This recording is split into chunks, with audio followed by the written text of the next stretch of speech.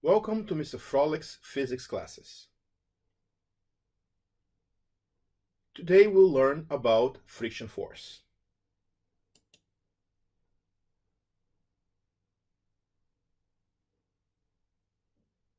Hello there. Today we'll learn about friction force.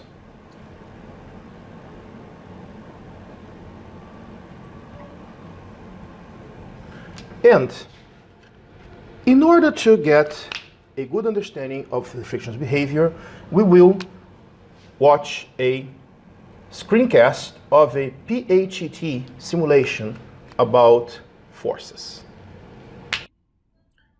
In this PHET simulation, we have a heavy cabinet and a person who I can control by moving the mouse back and forth to make it apply a force on the cabinet.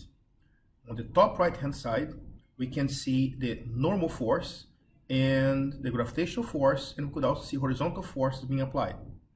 And this big graph area down here is where we're going to see the applied force and friction force. So if the man applies a small force to the left, we can see that friction force is going to be to the right. If the applied force is negative 82 newtons, the friction force is 82 newtons. The man increases his push a little bit, and the cabinet still does not move because friction increases with it. If he pushes a little bit harder, again, friction responds a little bit harder. If he lets go of the cabinet, friction force will come back to zero. In another set of demonstrations, if now the man is applying a force in the positive direction, friction force will come in the negative direction. You see that if he increases his push, friction force will increase in the negative direction. If he moves to the other side, friction force will reverse to the other side. It looks a lot like the action-reaction pair of forces we saw, but remember, it's no action-reaction because the two forces are applied at the cabinet. Okay? In a third demonstration, I'm going to increase my push, and I see that friction force goes increasing and increasing. But the thing is, this frictional force is not going to increase forever. At some point, my cabinet starts sliding, and when it starts sliding, frictional force remains relatively constant. Okay? And for as long as it's sliding, that frictional force will remain relatively constant on a value of 392 newtons. On a last demonstration, we can see that as I apply a force and the cabinet starts sliding, as long as sliding, frictional force remains constant. I can stop pushing, I can apply a force in the opposite direction. Okay, well, the moment the crate stops, I now get back my static friction. If I now apply a force in the opposite direction, friction is going to increase, and then it's going to remain constant. And it doesn't matter what I do, for as long as my cabinet is sliding, frictional force will not change. Finally, applying one last time the applied force, and then we see that friction force increases. And okay, you can see in here that the frictional force was increasing as a response to the applied force. It peaks at a point we call static maximum friction, and then it drops and it remains relatively constant as kinetic friction. The PHET simulation shows us that friction has two very different kinds of behavior. We have one behavior when things are not sliding, and we call that static friction.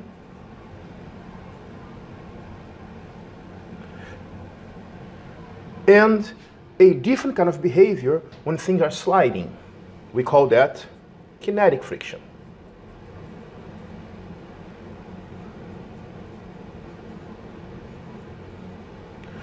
So the static friction is variable. Okay, so static friction is variable. Always opposing the applied force, or what I'm going to start calling here, a little bit of a loose term, the sliding tendency of the system. So this static friction can go from 0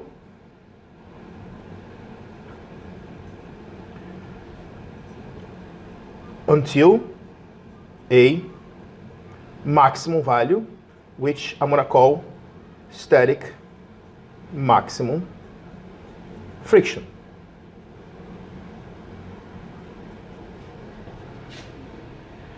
And the kinetic friction, which is when the object is sliding, is roughly about constant.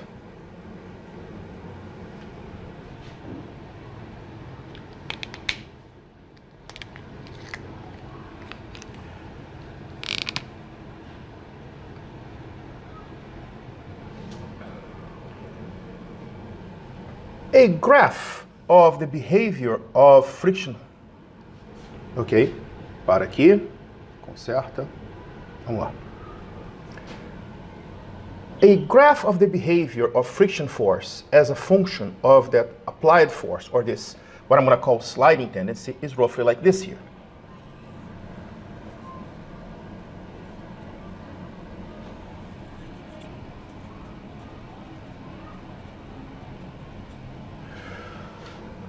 So, friction force will at first increase as the applied force is increasing, reach a maximum value. I'm going to call this Fs maximum. And if I push a little bit harder than that, this frictional force will decrease.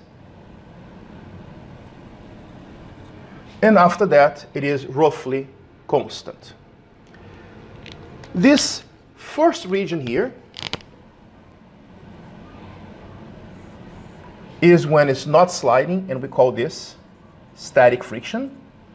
And the second region, when it is sliding, we're going to call kinetic friction.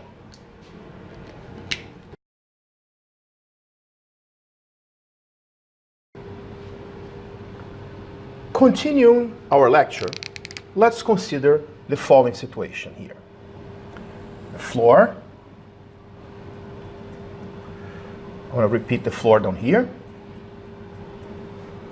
And I have a crate or a box sitting on the floor. This crate or box can be considered to be empty. And I will drag this box, applying a force that will make the box move at a constant velocity. If the box is moving at a constant velocity, net force on the box must be zero. And therefore, I know that I will have some friction down here between the box and the floor that opposes the motion of the box. That friction is kinetic friction. And if the box moves at a constant velocity, I can say that applied force equals to kinetic friction. Well, if I repeat the same experiment at the same box, but now this box is full of things, perhaps bowling balls. So now it's a heavy box. And I want to drag it in a way that it will move also at a constant velocity. The applied force required to move this box will be significantly bigger. But if the box is moving at a constant velocity, I still have that the applied force must be equal to kinetic friction. Therefore, what I know is that kinetic friction has also become significantly bigger, but they still need to be somehow balancing each other. If we do a more careful investigation, either a lab or even the PHET simulation or anything that you would like to do, the conclusion that you're going to reach is this here, is that kinetic friction is directly proportional to the normal force between the two surfaces. And also that static maximum friction is directly proportional to the normal force. So increasing the compression between the two surfaces increases the maximum possible frictional force and also increases the kinetic friction. This is not hard to understand if we just reason this here. If we zoom in into a kind of microscopic level, my flat ground is not really flat. It is quite irregular. And my flat crate is not really flat. It is actually irregular. And that concept that we have of a flat contact, one touching the other, is not really this. The contact happens in some points. And even in those points, there is no contact of mass touching mass. Remember that the mass is concentrated in the nuclei, and the atom itself is about 100,000 times bigger than the nucleus. So the mass is far away from anything. This interaction that we have is actually an interaction between electric forces between the atoms of the external layers of one material and of the other material. Friction force is the force that we feel when we are trying to move, to break those. It's a force we do against that kind of connection. And increasing the normal force increases the compression between the two surfaces, increasing the number of contact points. Okay? Now, focusing our attention back to the graph. This here would be the behavior of the frictional force. For example, for the empty box, which would be normal force 1 on my example. For the full box, the behavior of the frictional force is like this here. It starts exactly the same as before. It keeps on growing, but now reaches a bigger maximum possible friction. Then it will still drop a little bit and is going to be quite constant once it becomes static. This now is the behavior of when the box is full, or when the normal force 2 is greater than the original normal force. So the last thing we had was that static maximum friction is proportional to normal force, and also that kinetic friction is proportional to normal force. Well, math allows me to say then that these forces are going to be equal to a constant of proportionality multiplied by the normal force. Same thing applies here. And our job now is to identify the meaning of this constant of proportionality. In physics, we in reality don't call the constant k at this point. We're going to call this constant actually mu. Okay, it's kind of a U with a curly leg or a longer leg. And then I can write that static maximum friction equals mu static times normal force, and that kinetic friction equals mu kinetic times normal force.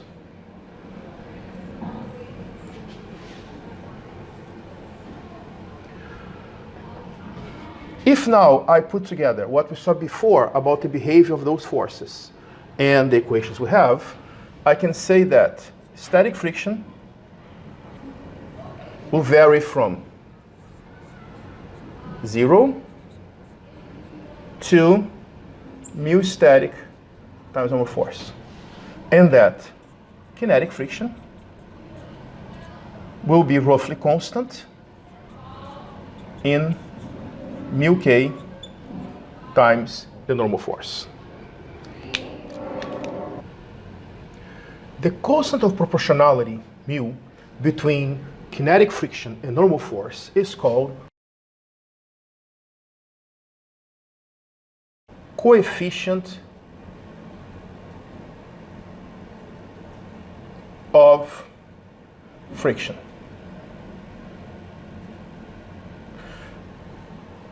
And let's now see a couple properties of it. The first thing I would like to see is this. If I get, for example, kinetic friction equals mu k times normal force, and solve it for mu k,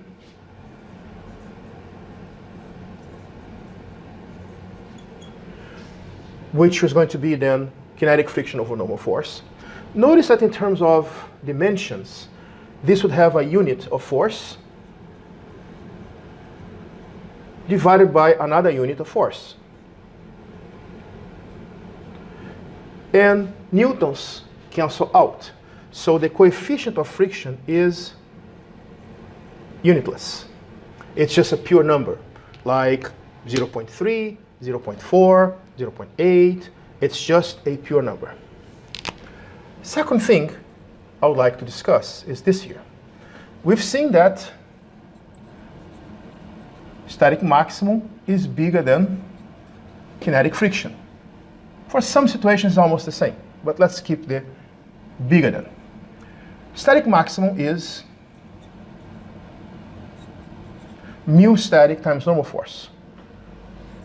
And kinetic friction is mu kinetic times normal force.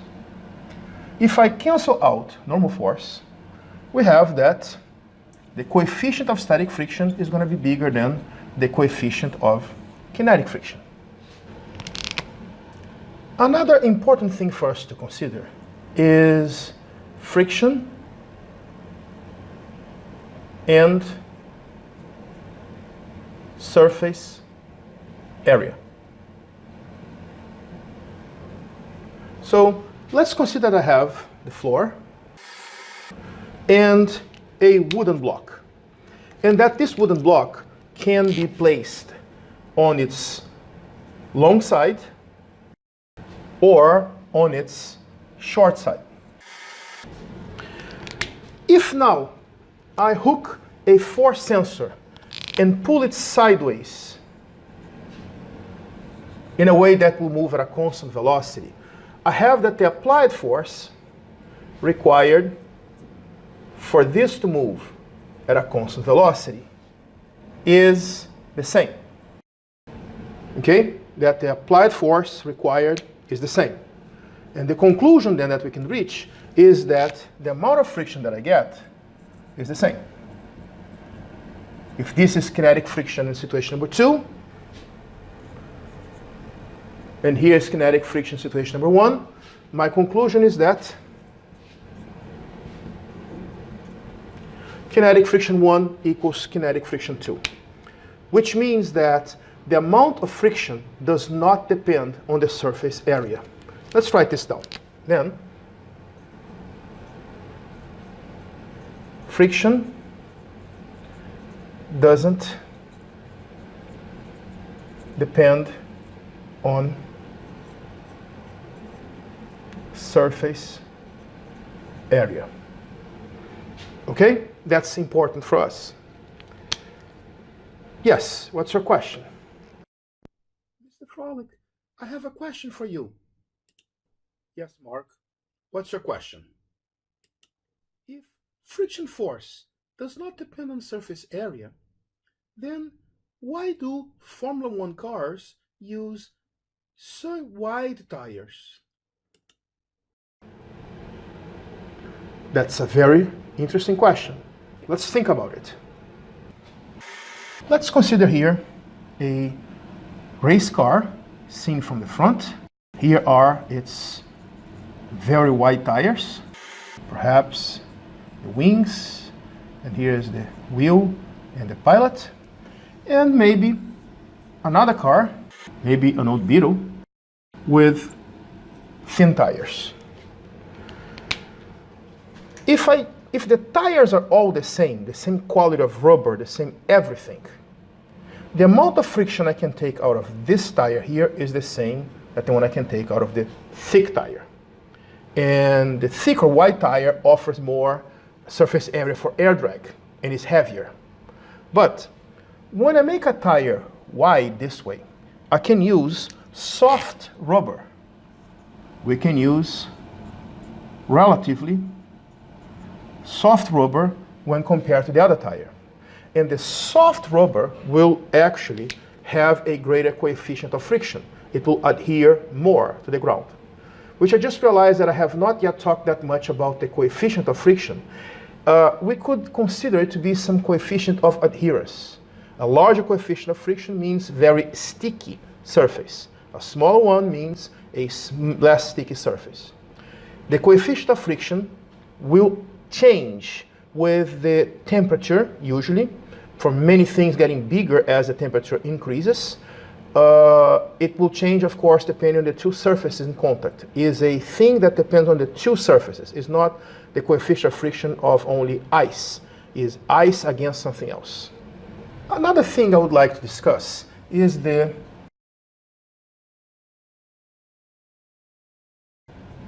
importance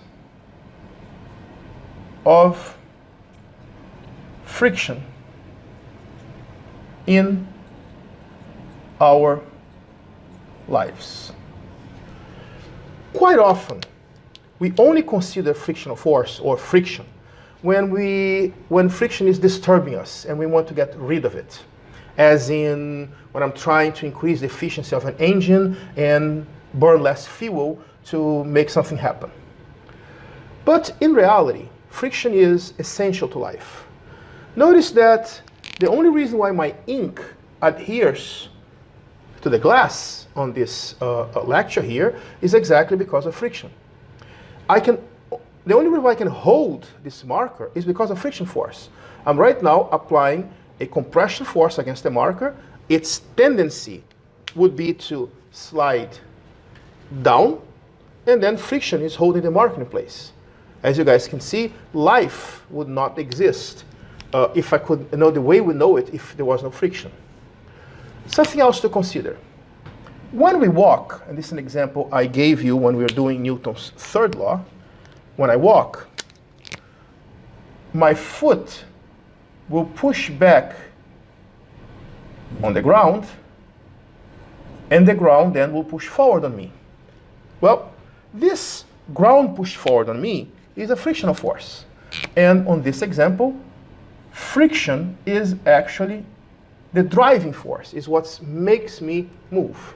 And in here I have static friction, because your foot is not sliding on the ground. So this would be static friction. Another situation. Let's say that we have a truck. So here's a truck, and this truck is accelerating to the right. Now, on the bed of the truck, we have some cargo. Could be a crate, could be something like that. But there's some cargo in here. And this cargo moves with truck. Okay? The cargo is moving with the truck. So there is no sliding between the two. Due to the inertia of the cargo, its tendency is to stay where it is. Or, I would say, it is to lag behind the truck. So if here's the truck bed, here's the cargo, the tendency would be for the truck to move faster than the cargo and for the cargo to stay behind. But it's not. And it is not exactly because friction force is holding this here in place. And if it's not sliding, this is exactly static friction. Okay? Let's consider now a snowmobile. So a snowmobile has in its back a gator kind of, or some kind of rubberized track that rolls here, pushing the snow backwards. And in the front, it just has skis that slide. The frictional force on this system is going to be like this here. The wheels push the ground backwards, therefore frictional force on the back wheels is going to be forward. And if this is not sliding in place, that's going to be static friction. But the skis on the front are just sliding forward. They're pushing the snow forward, and then the snow is pushing back on them. And because this now is sliding, this one is going to be kinetic friction. One last example, a bicycle. when you ride your bicycle, you crank the pedals, and the pedals would force through the chain the rear wheel to spin. The front wheel would not do anything. If I take this bike off the ground and crank with my hand, the rear wheel will spin in place, the rear wheel would stay put. So when I put this bike back on the ground, and I am now running my bike, and I crank this wheel is being forced to spin by the axis, and it pushes the ground backwards. The ground then is going to push it forward. And in normal conditions, that's going to be static friction, because the point of contact of the wheel on the ground is not moving. That point touches the ground, that point touches the ground, and then the wheel rolls about that point until a new point will touch the ground. Okay? But the other wheel would have a tendency to just slide forward, similar to the skis of my snowmobile. And that wheel then is pushing the ground forward, and the ground will then push it backward. Like this. And in normal conditions, this is also static friction. Okay? Also static friction. To finalize, I would say this here. Always associate friction with sliding. It's easier to think this way. So if there is a sliding tendency between two surfaces, I'm going to have friction against that sliding tendency. Okay? So we can say that friction acts against the sliding tendency. And static or kinetic friction, nothing to do with the actual motion of the object I'm studying. It has to do with the sliding between the two surfaces. So if there is no sliding, I'm going to have static friction, even if the object is moving. If there is sliding, we're going to have kinetic friction. I hope you've enjoyed, and I hope you have understood the behavior of frictional force, and that this video has been helpful.